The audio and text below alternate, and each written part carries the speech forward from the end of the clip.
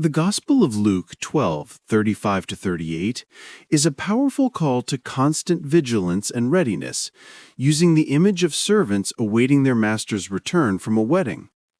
Analysis of the Gospel, Luke 12:35-38, the passage focuses on the need to be prepared for the second coming of Jesus, the parousia, or in a personal sense, for the moment of death. The attitude of preparation, vigilance, Jesus uses three clear metaphors that define the attitude his disciples should have. Be dressed for service and keep your lamps burning, verse 35. Dressed for service, or girded your loins. In ancient times, people wore long tunics. Girding one's waist meant gathering the clothing to be free and ready for action, whether for travel or work. It symbolizes active readiness and the abandonment of laziness. Lamps burning. The lamp represents faith and good works. Being lit means that faith must be alive and actively manifesting, without running out or being extinguished. It symbolizes attentive waiting in the darkness. The parable of the returning master, readiness.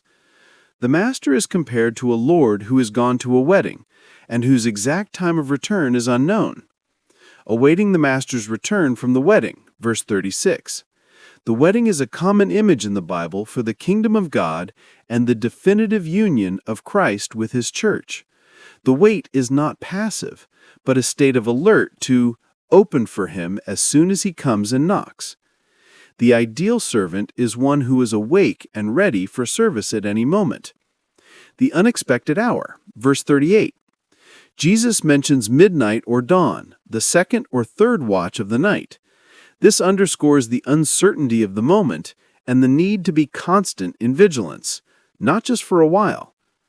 The surprising reward, role reversal. The most striking aspect of this passage is the reward for faithful servants. The master serves his servants, verse 37. This is a total inversion of roles.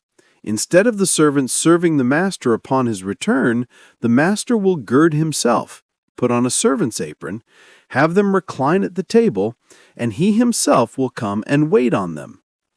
This promise is a reflection of the service that Jesus himself gave in life, the Last Supper, the washing of feet, and an anticipation of the heavenly banquet.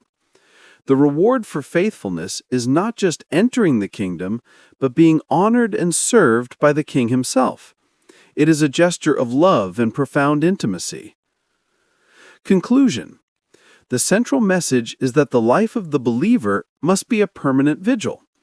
The teaching is not about fearing a sudden arrival, but about living each day with active faith and in a state of service, dressed for service and with lamps burning, so that at the moment of the final encounter, the Lord may find us thus, happy to be ready, and grant us the immense joy of his service and participation in his banquet.